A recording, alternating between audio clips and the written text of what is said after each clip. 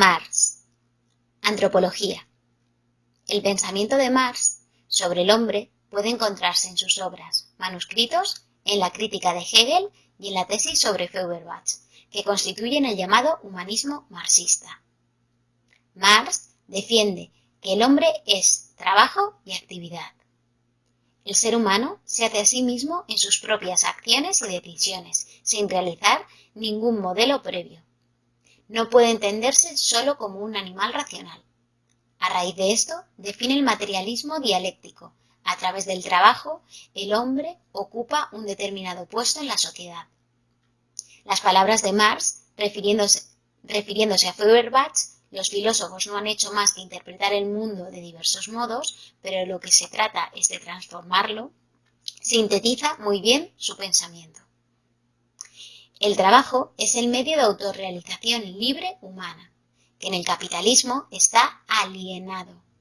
Marx redefine el término heredado de alienación, que puede definirse como un proceso de situación social por el que el hombre se convierte en algo distinto a lo que le correspondería.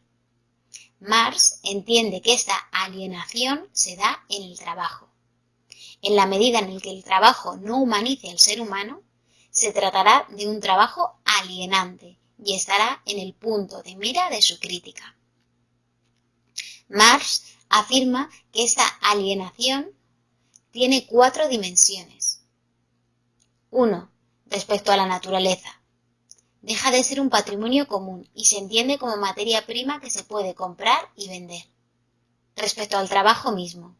Esto no le pertenece al proletario, sino al burgués que lo emplea, pues se aprovecha de su situación de superioridad. Respecto al producto de su trabajo. El producto final termina esclavizando a su productor, que no ejerce ningún tipo de poder sobre él. Respecto a la sociedad, el trabajo capitalista genera egoísmo y destruye toda posibilidad de unas relaciones sociales basadas en la justicia y en la igualdad. El problema de Dios. Marx considera que la experiencia religiosa no es una experiencia de algo realmente existente. Su punto de vista es claramente ateo. Dios no existe. En el análisis de su filosofía no encontramos un principio que demuestre el ateísmo. Para él es más bien un principio partiendo de la inconsistencia de las creencias religiosas que analizaron filósofos previos. Si queremos buscar en su filosofía una crítica a la religión, la encontraríamos más bien en su idea de la religión como alienación. Así pues, la religión es una alienación en 3 sentidos. 1. En una experiencia de algo irreal, de algo que no existe. Marx, siguiendo a Feuerbach, considera que no es Dios quien crea al hombre, sino el hombre a Dios. 2. La religión desvía al hombre del único ámbito en el que realmente es posible la salvación y la felicidad, en el mundo humano. Al consolar al hombre del sufrimiento que en este mundo le toca vivir, sugiriendo que en él habrá otro mundo que le corresponderá a la justicia y a la felicidad plena, le resta capacidad y energía de determinación para cambiar la situación y las cosas en este mundo, cambiar las situaciones sociales, políticas y económicas, que son las realmente culpables del sufrimiento. En este sentido, dice que la religión es el opio del pueblo, pues en definitiva adormece el espíritu revolucionario. La religión suele tomar partido por la clase dominante, dando incluso justificaciones teleológicas al dominio de un grupo social sobre otro. Marx considera necesaria la superación de la religión y la modificación de las circunstancias económicas que lo han hecho posible. En una sociedad comunista, al no existir alienación, no existiría la religión, dado que tal y como se ha justificado anteriormente, la religión es una consecuencia de la misma. El problema de la política y la sociedad. El materialismo histórico es la doctrina de Marx que afirma que la infraestructura económica de una sociedad es la que determina su evolución. La infraestructura económica se compone de fuerzas productivas, que son los medios, materias primas y trabajadores, y las relaciones de producción, basadas en las relaciones de propiedad que dan origen a las clases sociales. El modo de producción de la vida material determina el proceso de la vida social. No es la conciencia del hombre la que determina su ser, sino a la inversa, su ser social el que determina su conciencia. La infraestructura no es absoluta, sino que evoluciona de forma dialéctica. El punto de partida de Marx es la actividad material del hombre tendente a satisfacer sus necesidades. Esta actividad se denomina producción. Las relaciones sociales que el hombre establece en la producción, Marx las llama relaciones sociales de producción, obrero, empresario en la sociedad capitalista. Cada una de estas relaciones de producción constituyen un modo de producción, esclavista, feudal, gremial y capitalista.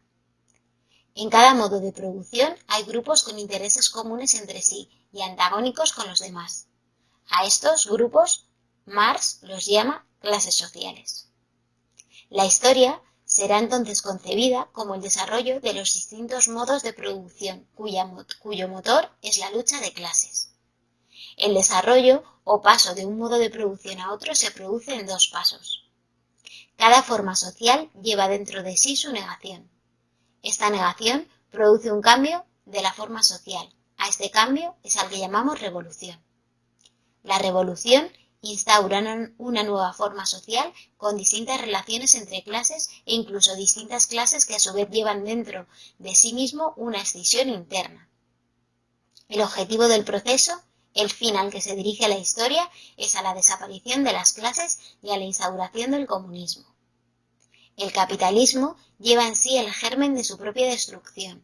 Su lógica interna le llevará a crisis constantes y a la acumulación del capital en muy pocas manos, por lo que hará que el proletariado desarrolle la conciencia de clases y se oponga violentamente a la burguesía capitalista. Esta tensión desembocará en la revolución del proletariado, que tendrá tres etapas dentro del proceso revolucionario. Etapa 1. Dictadura del proletariado. Etapa de transición, en la que el proletariado controlará al Estado y se apropiará de los medios de producción burgueses. Etapa 2. Socialismo. En esta etapa se abolirán progresivamente las clases sociales y la propiedad privada y se harán colectivos los medios de producción. Fase 3. Comunismo. La fase final y la síntesis dialéctica. El comunismo supondrá la realización del hombre, la igualdad y la desaparición de las divisiones de clases, que son el motor de la historia. Significará, por tanto, el final de la historia y el triunfo de la libertad. En esa situación, los seres humanos serán libres y dueños de su trabajo. Esto significa que trabajarán sin que nadie les obligue y únicamente con miras a satisfacer sus propias finalidades y sus propios objetivos. Entonces surgirá la superabundancia. Se tendrá en cuenta solo el valor de los objetos y el principio que a cada cual se le asigna por sus necesidades.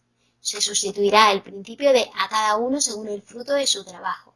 Y en consecuencia, el ser humano será ser humano, dado que todos los derechos e igualdades serán las mismas para todos. Y entonces el mundo será un paraíso, patria de la humanidad. Si te interesan mucho los contenidos de este canal, puedes suscribirte y darle a la campanita, así cada vez que subamos un vídeo se te notificará automáticamente y estarás al día de todos los ejercicios que resolvamos.